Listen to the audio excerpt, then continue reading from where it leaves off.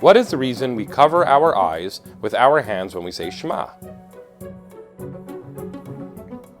For kavanah, that's why.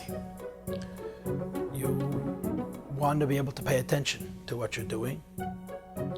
And the best way to pay attention is to not be distracted by things around yourself. So you close your eyes. Obviously, it's possible for a person to close his eyes without having to put his hands over the eyes.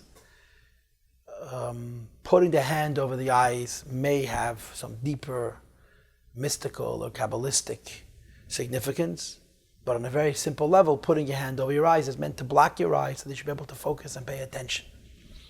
One of the ways of explaining the significance of putting your hand over your eyes is because we live in a physical world, and in the physical world, everything has to come down to a physical action.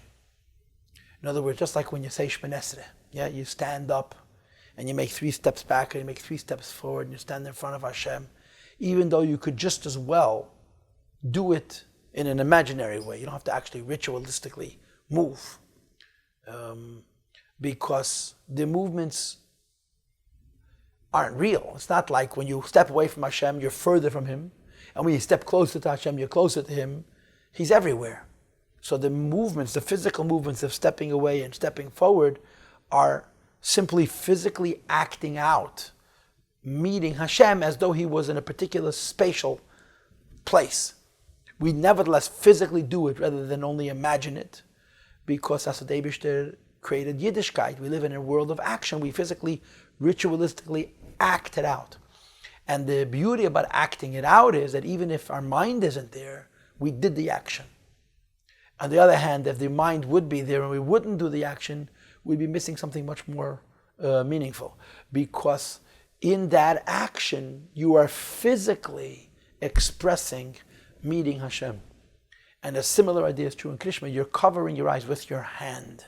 You're blocking yourself from being able to see. You can close your eyes, but you want to do a physical act to physically demonstrate that you're stopping yourself from seeing the world around yourself so you can focus on the Eibishter. And in conclusion, I just want to say that in Tanya, chapter 9, against the Tshuva, against the Kedesh Tes, the Alter Rebbe raises a very, very interesting phenomenon. He brings a pasuk where you cover your eyes, you say Hashem Elokeinu Hashem Echad, the world disappears and all there is God. Then you take your eyes away, and you open your eyes, the word reappears and the Eibishter vanishes.